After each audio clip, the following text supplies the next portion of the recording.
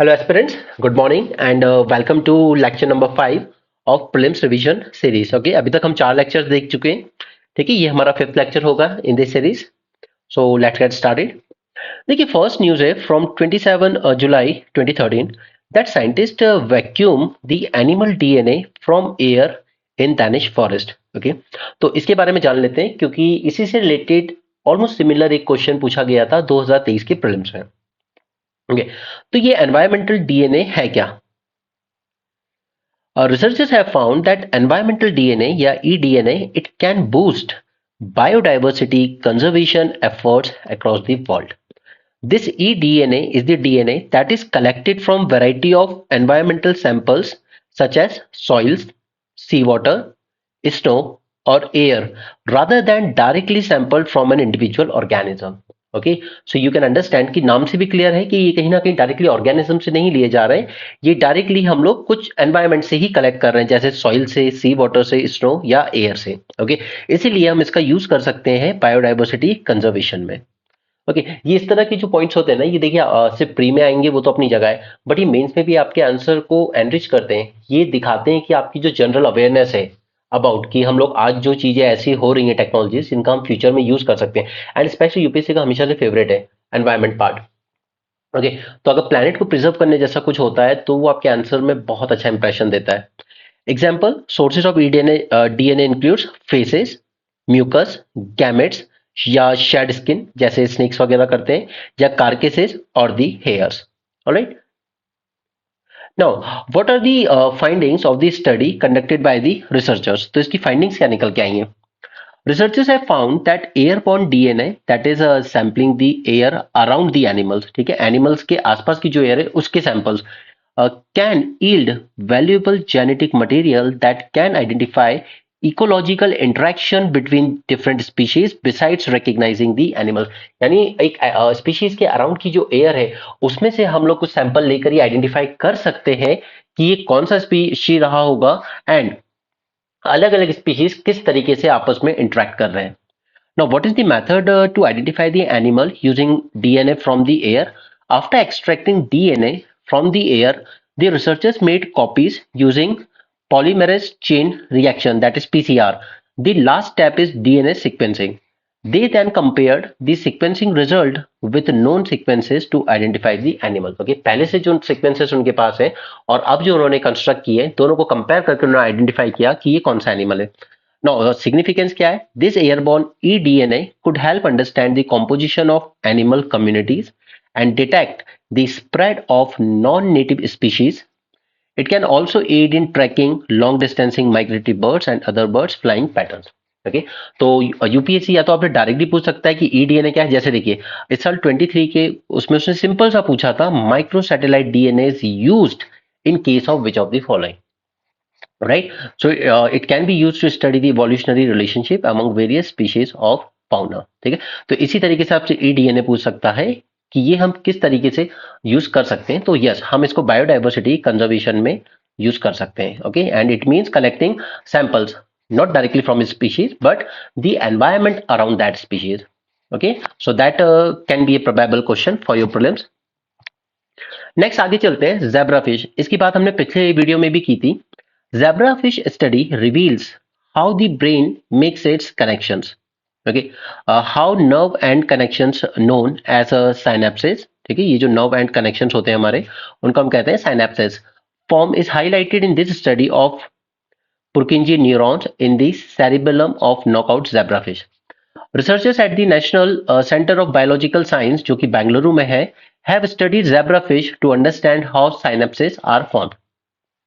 Now, first, what are synapses? So, neurons or the nerve cell in the brain connect by means of its junctions known as synapses through which they transit the signals.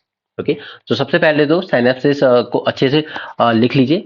दो तरह के होते हैं, एक होता है chemical, दूसरा होता है electrical. Chemical. In this, there is a space of about 20 nanometers between two neurons. And the way they communicate is this, that one neuron convert the electrical signal into chemical signal and then this chemical is released into this synaptic space, and the receiving neuron converts the chemical signal back into the electric signal. Okay तो ये कहलाता है आपका chemical synapses. Electrical synapses क्या होता है? In this to neurons have a physical connection. Okay यहाँ पर जो ऊपर हमने देखा उसमें स्पेस था बीच में, ठीक है, बट यहाँ पर there is already a physical connection and the conversion of electrical to chemical need not occur. Okay this is the difference. The conversion of electrical to chemical need not occur. जबकि यहाँ पे क्या हो रहा था? That one neuron convert the electrical signal into chemical signal, और उसके बाद दूसरा वाला जो रिसीविंग न्यूरॉन था वो कन्वर्ट कर रहा था केमिकल सिग्नल को वापस से इलेक्ट्रिकल सिग्नल में. ठीक है, इसलिए उसको हम क्या रहते हैं? Chemical synapses. इलेक्ट्रिकल सिनेप्सिस में the conversion of electrical to chemical need not occur and they communicate directly. Electrical synapses are like physical wire. Communication is faster but they are also fewer in number. Okay communication faster होगा but they are fewer in number. Now, what was the study conducted by the researcher? So, it is known that electrical synapses are formed before chemical synapses. All right, remember this fact. One. Second, electrical synapses are like a blueprint in which neurons make a handshake. This results in the making of chemical synapses. Now, researchers on organisms such as leeches पे इन्होंने जो research की, it showed that if one can remove electrical synapses, the chemical synapses do not form. Okay, this is the important outcome of this research कि अगर आप remove कर देते हो electrical synapses को, तो chemical synapses occur ही नहीं करेगा. However, the mechanism of how it happens in higher organisms such as vertebrates, this is not known. Okay leches में हमने एक्सपेरिमेंट किया तो उसमें तो पता चला, लेकिन ये हायर वर्टिब्रेट्स में कैसे होता है, that mechanism is not known. So researchers have chosen zebrafish as a model organism to study this process. zebrafish are transparent. ठीक है, ट्रांसपेरेंट होती है तो उसके अंदर आप प्रॉपरली देख सकते हो चीजें होती हुई कि कैसे उसके ब्रेन में न्यूरॉन्स एक दूसरे से इंटरेक्ट कर रहे हैं, इसलिए zebrafish को चूज किया गया. काफी ट्रांसपेरेंट होती है. zebrafish are transparent and neuron development in the larval zebrafish can be observed from day to day by injecting a dye or by engineering the fish to express fluorescent proteins. Clear? तो आपको sinensis समझ में आया, electrical chemical में फर्क समझ में आया. यहाँ पे हमें दो इंपॉर्टेंट पॉइंट्स मिले हैं जो कि हमें अपने प्रीलिम्स के लिए फैक्ट्स याद रखने चाहिए. ठीक है. Now what did researchers find out? So researchers find out that knocking out a particular protein known age gap junction delta. ठीक है,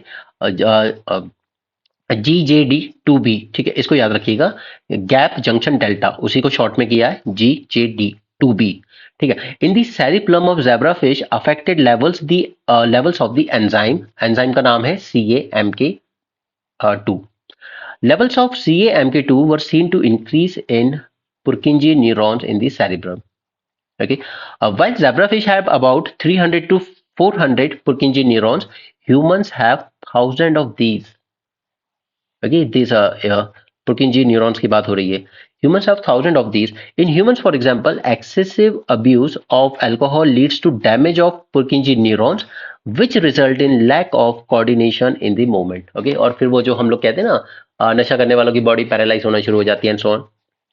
Moreover, the researchers found that the absence of gap junction protein, ये वाला, ठीक है, CAMK2 levels prematurely increase and due to this chemical synapses do not form. और फिर उनका brain आपस में उस तरीके से कम्युनिकेट नहीं कर पाते हैं.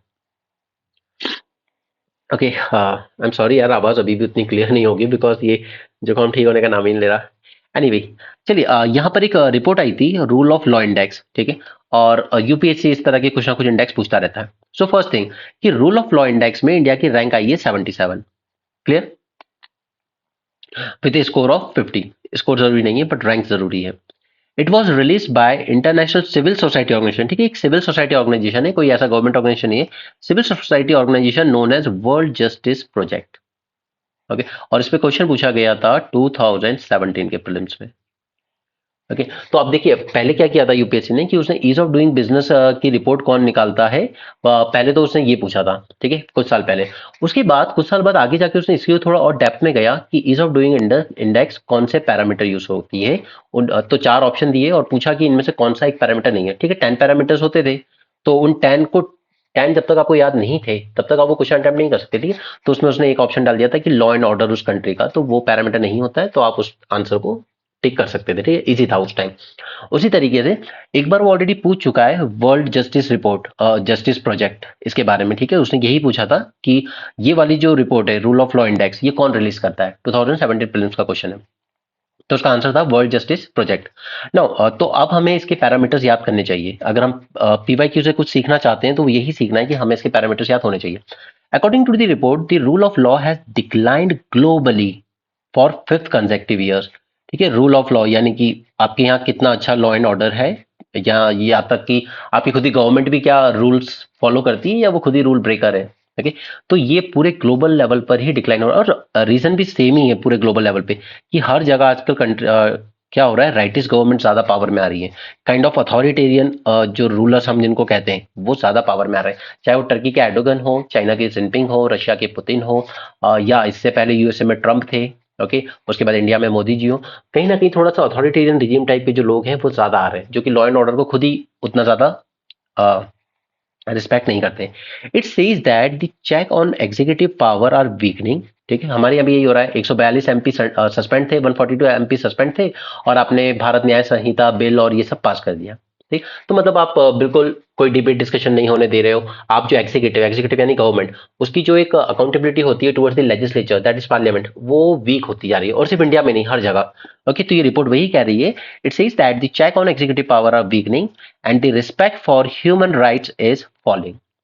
ये इंडिया के केस में भी है, क्योंकि कई बार कई लोगों को यूएपीए एक्ट के अंडर अरेस्ट किया गया है, 2-2 3-3 साल बाद वो रिलीज हुए बेगुनाह साबित होके।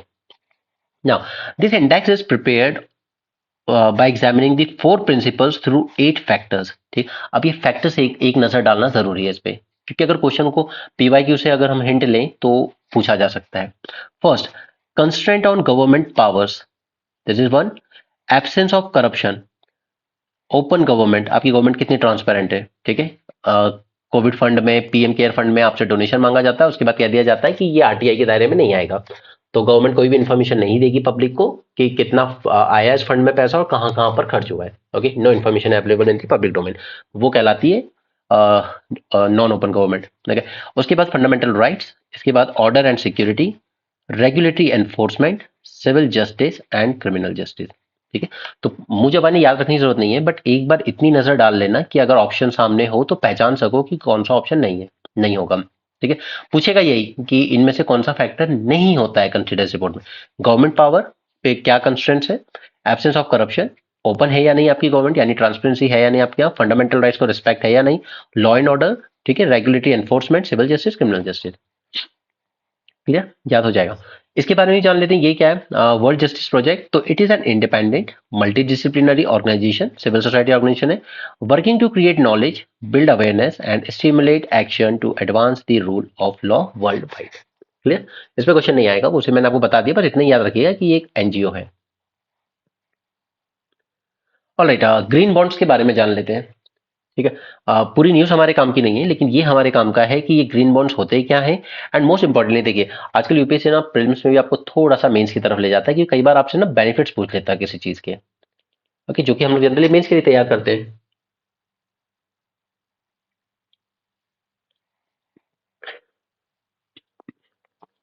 तो सॉवरेन ग्रीन बॉन्ड्स होते क्या है? देखिए, गवर्नमेंट सबसे पहले इंपॉर्टेंट बात, गवर्नमेंट इशू करती है sovereign green bond to raise money for the projects that deal with the environment और द क्लाइमेट। ग्रीन वर्ड से क्लियर है कि कुछ ना कुछ ऐसे प्रोजेक्ट जो एनवायरमेंट फ्रेंडली होंगे, उन उन प्रोजेक्ट्स में इन्वेस्ट करने के लिए जो फंड रेज किया जाता है उसे कहते हैं बॉन्ड।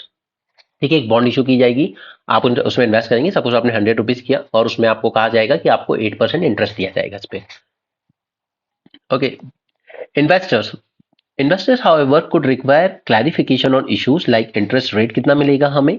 ठीक है, अगर कल को प्रोजेक्ट सक्सेसफुल नहीं हुआ तो लिक्विडिटी जब की जाएगी तो कैसे मिलेगा हमें पैसा, और क्या हम इन बॉन्ड को ट्रेड कर सकते हैं, लाइक मुझे अपना पैसा चाहिए तो मैं किसी तीसरे को बेच सकता हूँ, कि आप जाके कल को इस बॉन्ड को एनकैश कर लेना जब ये पक जाए। According to World Bank, a green bond is a debt security. ठीक है, डेट डिबेंचर, डिबेंचर यानी कि एक तरह का लोन, पब्लिक को बॉन्ड देकर उनसे लोन लिया गया। Debt security that is issued to raise money for initiatives that are relevant to the environment और the climate. Governments offer sovereign green bonds to raise money for these kind of initiatives. First ever green bond was issued by the World Bank in 2008. Okay, काफी साल हो गए, 15 साल हो चुके हैं. ठीक है, first ever green bond was issued by World Bank. Remember this. Ever since its issuance, the green bond market experienced an insane spike. Okay, तो कई लोग हैं, रिच लोग भी हैं वन, जो चाहते हैं कि हाँ एनवायरमेंट का केयर करने की जरूरत है, तो ऐसे कई लोग इन्वेस्ट करते हैं इस तरह की बॉन्ड्स में.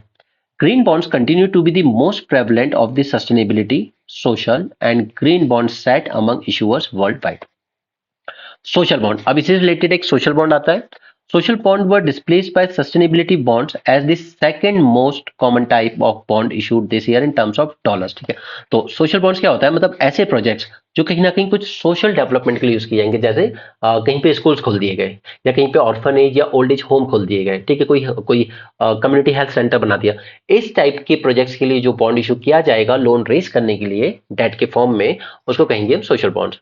ठीक है, सोशल पर्पज के. उसके बाद एक और होता है सस्टेनेबिलिटी बॉन्ड. ठीक है, सस्टेनेबिलिटी बॉन्ड अगेन वही सेम चीज है, कुछ ऐसे प्रोजेक्ट्स जो सस्टेनेबल जैसे सपोज सस्टेनेबल एग्रीकल्चर है. ठीक है, कि एग्रीकल्चर से बहुत ज्यादा ग्रीन हाउस गैस एमिशन वगैरह होते हैं, तो आप थोड़ा सस्टेनेबल एग्रीकल्चर की तरफ जाइए, तो उसे प्रमोट करने के लिए जो इन्वेस्टमेंट की जरूरत होगी उसके लिए इशू किया जाएंगे सस्टेनेबिलिटी बॉन्ड्स. क्लियर. तो अब सबसे ज्यादा ग्रीन बॉन्ड इशू हुए हैं, उसके बाद सेकंड पे रहा है सस्टेनेबिलिटी बॉन्ड, और थर्ड पे रहे हैं social bond. Clear, in terms of dollars. Companies, nations, international organisation all offer green bonds. ठीक है, कंपनीज इशू कर सकती हैं, प्राइवेट कंपनीज, नेशंस या इंटरनेशनल ऑर्गेनाइजेशन जैसे वर्ल्ड बैंक भी इशू कर सकते हैं. All offer green bonds which guarantee a fix income payment to investors while only funding initiatives that benefit the environment. क्योंकि ग्रीन बॉन्ड है तो सिर्फ एनवायरमेंट को बेनिफिट हो ऐसे ही प्रोजेक्ट में इन्वेस्ट किए जा सकते हैं. The initiative could involve, among other things, like green buildings, sustainable transportation, and renewable energy, and so on. These bond earnings are designated for environmental projects, and this is different from regular bonds, which allows the user to use the proceeds for a variety of things. ठीक है, अब government ऐसे तो और भी bonds issue करती है, जी government security कहते हैं हम जिनको, जी सैक. ठीक है, आरबीआई परचेज करता है, ओपन मार्केट ऑपरेशंस करता है फिर उनके लिए. ओके, तो वहां पर वो गवर्नमेंट बॉन्ड है, उसको गवर्नमेंट आपसे पैसा ले रही है, इंटरेस्ट देगी, बट उस पैसे को गवर्नमेंट कहीं भी इन्वेस्ट कर सकती है किसी भी तरह के प्रोजेक्ट में. ओके, तो क्योंकि वो एक रेगुलर बॉन्ड है उनका, वो कहीं भी इन्वेस्ट कर सकते हैं. बट अगर गवर्नमेंट ने ग्रीन बॉन्ड इशू करें, तो ग्रीन बॉन्ड को फिर गवर्नमेंट को किसी एनवायरमेंट फ्रेंडली प्रोजेक्ट में ही इन्वेस्ट करना पड़ेगा. ओके, तो क्या डिस्टिंग्विश करता है इन दोनों को, ग्रीन बॉन्ड को कन्वेंशनल बॉन्ड से? The revenues of regular bonds may be use for variety of reason at issuers description. ठीक है, जिसने इशू किए बॉन्ड उसकी मर्जी है वो पैसा कहाँ यूज करे. Where as proceeds of green bond में only be use for environmental projects. ठीक है, तो ये डिफरेंशिएशन याद रहेगा. Green bond issuers are required to provide details. Okay, green bond issuer को डिटेल देनी पड़ेगी कि मेरा प्रोजेक्ट क्या है जिसके लिए मैं पैसे रेज कर रहा हूँ. They seek to fund as well as any anticipated effects on the environment and the climate. अब जैसे सपोज कि कोई इन्वेस्ट करना चाह रहा है कार्बन स्टोरेज टाइप की टेक्नोलॉजी पे. ठीक है, कि मैं कार्बन का एटमोस्फेयर से कैप्चर करूंगा, उसके बाद फिर रॉक केबन में स्टोर करेगी. हमारी कंपनी ऐसे प्रोजेक्ट पे काम कर रही है, तो ये एक इसके लिए हम ग्रीन बॉन्ड इशू कर रहे हैं, तो आप उसमें इन्वेस्ट कीजिए. ठीक है, तो मुझे पूरी डिटेल्स देनी पड़ेगी पब्लिक को, और ये भी बताना पड़ेगा कि इसके इफेक्ट क्या होंगे, यानी इसके कल को फायदे क्या होंगे, कि हमारे एनवायरमेंट में कार्बन डाइऑक्साइड का जो कंसंट्रेशन है उसको हम कम करेंगे. राइट नाउ, अब इसके लिए गवर्नमेंट ने फ्रेमवर्क क्या तैयार करा है, तो green finance working committee establish की गई है इसके लिए. ठीक है, ये कमेटी सारी चीजें देखेगी. Government said that green bond proceeds would be used for green projects that. ठीक है, अब दो चीजें जानना जरूरी है कि किस तरह के प्रोजेक्ट में इन्वेस्ट करेगी गवर्नमेंट और किस तरह के प्रोजेक्ट्स में नहीं करेगी. ठीक है, तो कौन से प्रोजेक्ट्स इंक्लूड है, कौन से एक्सक्लूड है, दोनों याद रखना जरूरी है एग्जाम के लिए. फर्स्ट, ऐसे प्रोजेक्ट्स जिससे एनर्जी एफिशिएंसी इंप्रूव हो, तो बिल्कुल हो सकता है. अभी मैं आगे आपको पंचामृत बताऊंगा तो उसमें बताऊंगा भी एनर्जी एफिशिएंसी क्यों जरूरी है. ठीक है, एनकरेज एनर्जी एफिशिएंसी, एनकरेज जो ऐसे प्रोजेक्ट्स, या ऐसे प्रोजेक्ट्स जो रिड्यूस करेंगे कार्बन एमिशन और ग्रीन हाउस गैसेस को, या वो प्रोजेक्ट्स जो प्रमोट करेंगे क्लाइमेट रेजिलियंस एंड अडेप्टेशन को, और improve the natural ecosystem like wetlands को कंजर्व करने के लिए, बायोडाइवर्सिटी को कंजर्व करने के लिए, specially the principle of sustainable development goals. ठीक है, तो ऐसे सारे प्रोजेक्ट्स को हम इंक्लूड करेंगे. Now, all fossil fuel related projects have been capped out. अब ये जानना आपके लिए बहुत जरूरी है. All fossil fuel related projects have been capped out of the framework along with biomass based renewable energy projects. ठीक है. अब वहां पर अगर आपको पॉइंट नहीं पता होगा तो कॉमन सेंस कहेगा कि यार biomass based renewable energy project है तो ये तो एलिजिबल होना चाहिए ग्रीन बॉन्ड के लिए, लेकिन नहीं है. गवर्नमेंट ने उसको आउट रखा है, बाहर रखा है. ठीक है. प्लीज स्टार लगा लो ध्यान से, एग्जाम हॉल में ध्यान रखना इस बात का.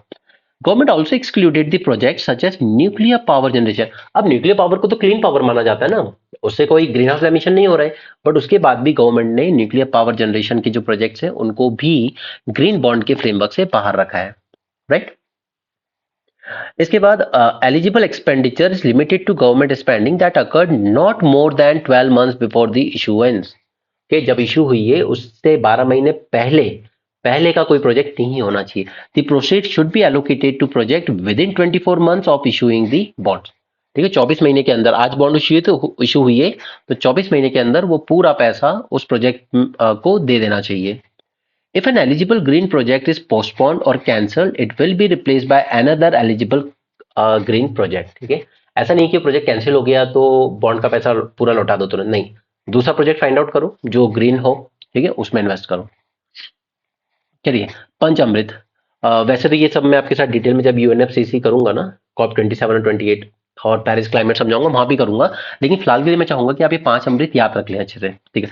पहला पहला यह है कि हम कम से कम 500 gigawatt non fossil energy capacity develop करेंगे बाय 2030. ठीक है.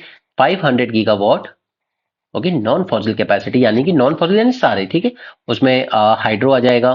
ठीक है. Hydro power, solar power, wind power, nuclear power and so on. ठीक है. 500 gigawatt non fossil capacity and 50% of its energy requirement met from renewable energy. Suppose 2030 तक, suppose कि 2030 तक हम लोग 10 लाख यूनिट इलेक्ट्रिसिटी जनरेट कर रहे हैं, तो इसमें से 50% यानी कि 5 लाख यूनिट आनी चाहिए हमारी रिन्यूएबल एनर्जी से. क्लियर है. Reduction of total carbon emission by 1 billion ton by 2030. ठीक है. 1 billion ton carbon emission reduce करेंगे हम. Reduction of carbon intensity by 45% by 2030 over 2005 level. यहां पर हम कार्बन इंटेंसिटी, ठीक है, यानी कि हम लोग अगर कुछ सपोज स्टील बना रहे हैं तो 1 यूनिट ऑफ स्टील बनाने के लिए हम लोग कितना कार्बन एमिट कर रहे हैं. ठीक है. तो सपोज कि हम लोगों ने उसमें 5 यूनिट कार्बन एमिट किया, तो इस एफिशिएंसी को हम इंप्रूव करेंगे. ओके, रिड्यूस करेंगे इसको हम लोग, इस इंटेंसिटी को, यानी कि इसको 45% कम करेंगे. तो सपोज यू कैन से कि हम 3 यूनिट ही एमिशन हो अब, यानी कि हम अपने आप को, अपना प्रोडक्शन जो है उसको और एफिशिएंट बनाएंगे. ठीक है. तो कार्बन इंटेंसिटी यानी कितना कार्बन एमिट हो रहा है 1 यूनिट प्रोडक्शन पे, उसको डिक्रीज करेंगे by 45% by 2030 over 2005 level. And finally India net zero carbon emission country बनेगा बाय 2070. ये है पंच अमृत हमारे. ठीक है. आगे चले. ऑलराइट. तो देखिए, इस साल 2023 में 1 जनवरी को हमने चेयरमैनशिप एज्यूम की थी वासेनार एग्रीमेंट की. अब यहाँ पे क्योंकि वासेनार आया है तो इसके साथ ही मैं आपको ऑस्ट्रेलिया ग्रुप भी बता दूंगा. ठीक है. एनपीटी भी बता दूंगा और साथ में एनएसजी भी बता दूंगा, ताकि चारों कंप्लीट हो जाए. और आज ही के इंडियन एक्सप्रेस में भी इसी से रिलेटेड न्यूज आई थी, ये एनपीटी वगैरह की. तो मैंने आपसे कहा था कि ये मैं पहले भी आपके साथ डिस्कस कर चुका हूँ इंडियन एक्सप्रेस के डिस्कशन में, और अभी प्रीलिम्स रिवीजन सीरीज में दोबारा डिस्कस करेंगे. तो उसी वर्ड्स को रखते हुए हमने इसको शुरू करते हैं. सबसे पहले तो याद रख लीजिए कि इंडिया ने वासेनार अरेंजमेंट ज्वाइन करा है 2017 में. ओके. और इंडिया बना है इसका सबसे लेटेस्ट 42nd मेंबर. क्लियर. तो first thing, India became member in 2017 and it became the 42nd member of this group. Now सबसे पहले Wassenaar arrangement is a voluntary है. ठीक है. ज्वाइन करना है करो, नहीं करना है मत करो. वॉलेंट्री है. और एक्सपोर्ट कंट्रोल रिजीम है. ये एक्सपोर्ट को कंट्रोल करता है ऐसी टेक्नोलॉजीज जो जिनका ड्वेल यूज हो सकता है, जैसे न्यूक्लियर टेक्नोलॉजी. उसको हम न्यूक्लियर पावर यानी कि इलेक्ट्रिसिटी बनाने में भी यूज कर सकते हैं, बट उसी न्यूक्लियर टेक्नोलॉजी को हम लोग वेपन बनाने में भी यूज कर सकते हैं. राइट. Dual use technology. तो ऐसी ड्वेल यूज टेक्नोलॉजी को कंट्रोल करने के लिए लाया गया वासेनार एग्रीमेंट. क्लियर. वॉलेंट्री है और ऐसी टेक्नोलॉजीज के एक्सपोर्ट को कंट्रोल करेगा. This arrangement was formally established in 1996 with 42 members. okay, who exchange information on transfer of conventional weapon and dual use goods and technologies. सभी को हर 6 महीने में एक इंफॉर्मेशन एक्सचेंज करनी पड़ती है कि मैंने इस तरह की कोई टेक्नोलॉजी या इस तरह का कोई गुड्स किसी कंट्री के साथ शेयर किया है या नहीं किया है. So dual use refers to the ability of a good or a technology to be used for multiple purpose, useful, usually peaceful और मिलिट्री. ठीक है, न्यूक्लियर से इलेक्ट्रिसिटी भी बना सकता हूँ, न्यूक्लियर से वेपन भी बना सकता हूँ. और वासेनार अरेंजमेंट का सेक्रेटेरिएट कहाँ है? वियना, जो कि ऑस्ट्रिया में आता है. क्लियर है यहाँ तक? ठीक है, ईयर याद रखिएगा, नंबर ऑफ मेंबर्स याद रखिएगा. इसका मेन गोल क्या है? तो ड्यूअल यूज टेक्नोलॉजीज जो है उनके एक्सपोर्ट को कंट्रोल करता है ये. ठीक है, and it is voluntary, absolute voluntary. Secretariat Vienna, Austria. Clear? Now, it has 42 members, mostly NATO countries या European states ही है. Participating states are required to report their arms transfer and transfer denials या अगर deny भी किया है of certain dual use goods or technologies to destination outside the arrangement on 6 monthly basis. यानी अगर आपने किसी ऐसी कंट्री के साथ कोई टेक्नोलॉजी शेयर की है, लाइक जैसे देखिए, जैसे इसरो ने हमारा क्रायोजेनिक इंजन बनाया है. ठीक है, क्रायोजेनिक इंजन बनाया है हमने. ठीक है, ये टेक्नोलॉजी अगर हम कल को किसी ऐसे मेंबर से शेयर करना चाहें जो इस ग्रुप का मेंबर नहीं है, तो वो टेक्नोलॉजी जो क्रायोजेनिक इंजन की है ना, वो रॉकेट में भी यूज हो सकती है for launching the missiles. Okay, या वेपन को लॉन्च करने के लिए भी यूज हो सकता है रॉकेट लॉन्चर्स में. तो अगर हम ऐसी कोई टेक्नोलॉजी किसी ऐसे आउटसाइड मेंबर के साथ शेयर करते हैं, तो फिर हमें वो इन्फॉर्मेशन 6 मंथ में देनी होगी इस ऑर्गेनाइजेशन को. ठीक है, कि हमने ऐसी कोई टेक्नोलॉजी किसी कंट्री के साथ शेयर की है. India became the member of the arrangement in 2017. Clear हो गया वासेना?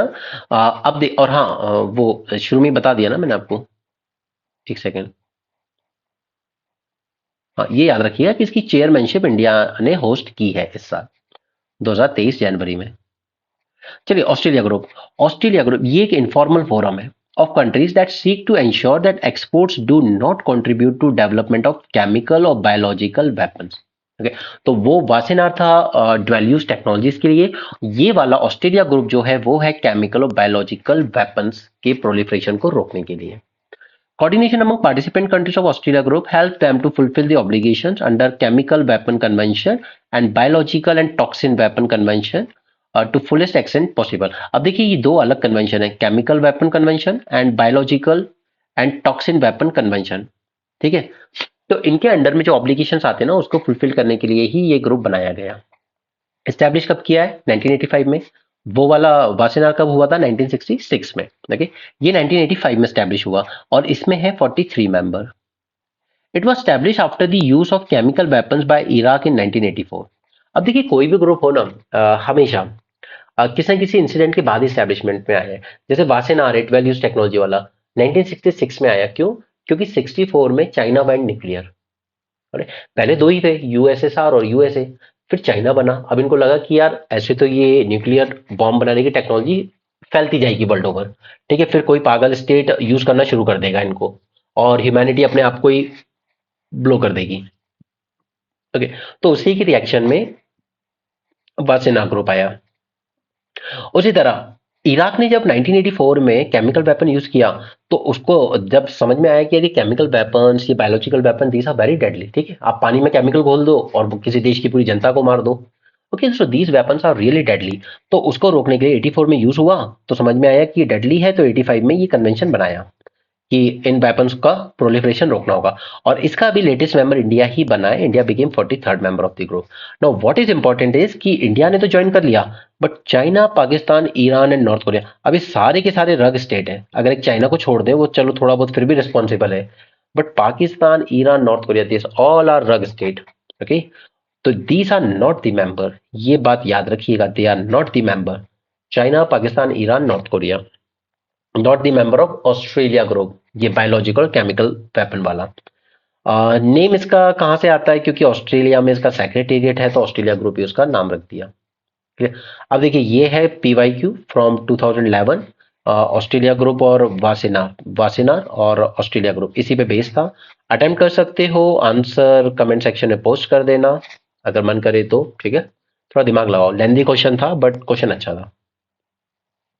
टॉपिक समझ में आ गया होगा तो आंसर भी आ जाएगा. अब बात करते हैं एनपीटी की, non proliferation treaty, nuclear non proliferation treaty. अब देखिए, This treaty came into force in 1970. ठीक है, and in 95 it was extended for इंडेफिनिटली। 1970 में जब ये आई थी ना, तो ये आई थी इनिशियली 25 ईयर्स के लिए। ये आज मैंने इंडियन एक्सप्रेस के डिस्कशन टाइम भी बताया था, 25 ईयर्स के लिए, यानी कि 95 तक ही वैलिड रहेगी। बट 95 में लगा बढ़िया ट्रीटी है, सब कुछ अच्छा है। शुरुआत हुई थी कुछ 60 समथिंग पार्टनर्स के साथ, फिर धीरे धीरे सभी 191 कंट्रीज ने इसको ज्वाइन कर लिया। तो फिर इस ट्रीटी को भी इंडेफिनिटली यानी हमेशा के लिए परमानेंट ही कर दिया गया। ठीक है, all the 5 permanent members are part of this. ठीक है, यूएनएससी के जो 5 परमानेंट मेंबर है सभी इसके मेंबर है। And but India, Israel and Pakistan they have not sign this treaty. ठीक है, नॉर्थ कोरिया ने ज्वाइन किया था 1985 में, लेकिन बाद में विड्रू कर गया। ठीक है, अब देखिए इंडिया ने क्यों ज्वाइन नहीं किया, इसको प्रॉब्लम क्या है। इंडिया की प्रॉब्लम यह है कि यहाँ पर एनपीटी जो है ना, वो न्यूक्लियर स्टेट को डिफाइन करता है कि न्यूक्लियर स्टेट कौन है। तो इसने कह दिया कि देखिए 1966 में हम वासेनार एग्रीमेंट लाए, तो 1966 से पहले जिन स्टेट्स ने न्यूक्लियर वेपन टेस्ट कर लिया था, ओके, सिर्फ वो स्टेट न्यूक्लियर, वो कंट्रीज न्यूक्लियर स्टेट मानी जाएंगी। उसके बाद जिन्होंने टेस्ट किया, जैसे इंडिया ने 1974 में, ठीक है, इजराइल, पाकिस्तान, नॉर्थ कोरिया, इन सब ने बाद में टेस्ट किया, तो उनको न्यूक्लियर स्टेट नहीं माना जाएगा। ठीक है, तो इंडिया कहता है यार ये ट्रीटी डिस्क्रिमिनेटरी है, ओके, डिस्क्रिमिनेटरी है। अगर खत्म करना है आपको न्यूक्लियर वेपन, तो फिर सबके कीजिए। सिर्फ ये कहना कि ये जो 5 मेंबर है जिन्होंने 66 से पहले ही टेस्ट कर लिया था, 5 permanent member, China, Russia, USA, France and UK, ठीक है, ये सिर्फ 5 मेंबर हैं जो न्यूक्लियर स्टेट माने जाएंगे, बाकी को नहीं माने जाएंगे। अब इन 5 के बाद 4 और स्टेट न्यूक्लियर बन गए। ठीक है, इंडिया, पाकिस्तान, इसराइल और नॉर्थ कोरिया। तो इन 4 को रिकॉग्नाइज नहीं करती है ये ट्रीटी कि आप भी न्यूक्लियर स्टेट हो। तो इंडिया कहता है ये डिस्क्रिमिनेटरी है। एंड इंपॉर्टेंट बात ये है कि हमने पहले देखा वासेना ग्रुप वॉलेंट्री है, ठीक है, ऑस्ट्रेलिया ग्रुप इनफॉर्मल है एकदम, but this treaty represent the binding commitment. Okay, ये बाइंडिंग है ये ट्रीटी, इसलिए इंडिया ने कहा हम इसे डिस्क्रिमिनेटरी ट्रीटी को नहीं मानते। और जब तक आप एनपीटी के मेंबर नहीं बन सकते, आप एनएसजी ज्वाइन नहीं कर सकते। ओके, और वही रीजन है कि इंडिया ने आज तक एनएसजी ज्वाइन नहीं किया है। तो इस ट्रीटी के एम क्या है? First, to prevent the spread of nuclear weapons and weapon technology. Second, promote cooperation in peaceful uses of nuclear energy.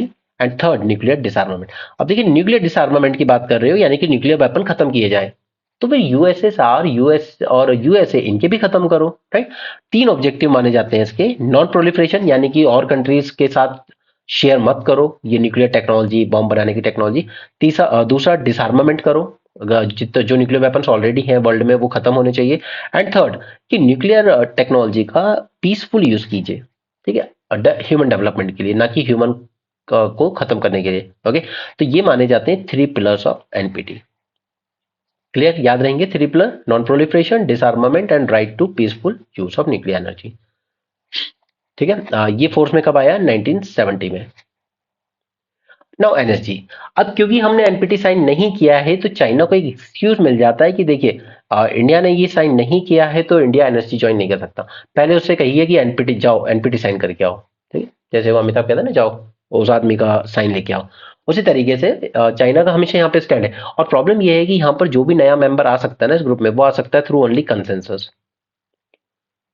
यानी कि सारे मेंबर्स जो है एनएसजी के, पूरे 48 मेंबर्स, इन सबको एग्री होना जरूरी है, और चाइना एग्री नहीं होता। वो वही कहता है कि पहले एनपीटी साइन करे इंडिया, नॉन प्रोलिफरेशन ट्रीटी, तो इंडिया मना करता है कि वो डिस्क्रिमिनेटरी ट्रीटी है, मैं नहीं साइन करूंगा। ठीक है, so NSG is a group of nuclear supplier countries that seek to prevent nuclear proliferation by controlling the export of materials, equipment and technology that can be used to manufacture nuclear weapons. NSG consists of 48 members. It includes 5 nuclear weapon states, वही जो 5 permanent है UNSC के।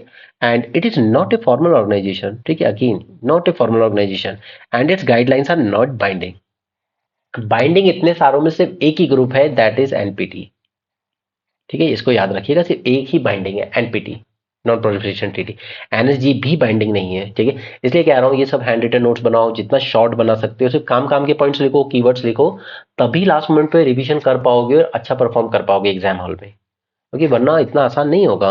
Now decision including on membership is made by consensus. ठीक है, China ही नहीं, New Zealand भी object करता है कि इंडिया को पहले एनपीटी साइन करवाइए।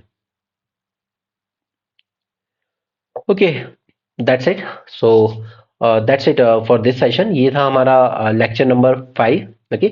मैं भी आपको 2 डेमो लेक्चर और दूंगा, ठीक है। हम लोग lecture number 7, no no no no not 7, हम लेक्चर नंबर 6 तक डेमो रखेंगे, ठीक है, लेक्चर नंबर 6 तक। उसके बाद से फिर वो जो मैंने आपको सब बता रखा है पूरा पेड कोर्स, वो उसका पार्ट हो जाएगा, ठीक है। एक बार फिर से बता देता हूँ, मेंस 450 प्लस में जो हमारे मेंस के टॉपिक्स हैं वो भी आपको इसी में मिलेंगे, ओके। इसके अलावा जो भी एमसीक्यूज वगैरह हम लोग प्रैक्टिस करेंगे, जो टेस्ट का कंडक्ट करेंगे, वो सब इसी पे होगा। इसी अ, जो 3000 रुपीज आपकी फीस है प्रीलिम्स रिवीजन कोर्स की, और साथ साथ स्टैटिक सिलेबस का पूरा कंप्लीट रिवीजन करवाया जाएगा, ठीक है। अभी हमने हिस्ट्री के 2 टॉपिक किए हैं, अभी नेक्स्ट हम लोग इकोनॉमी पे करेंगे, ठीक है। इसका वीकली प्लान जो है स्टैटिक का रिवीजन प्लान वीकली, वो मैंने आपको ऑलरेडी दे रखा है, right. So see, this exam required only one thing. One is discipline from your side and one right mentorship. That's all. Okay. इसके अलावा और कुछ नहीं। कोई ऐसा हाईटेक एग्जाम नहीं है कि आपको बहुत टेक्निकल नॉलेज चाहिए।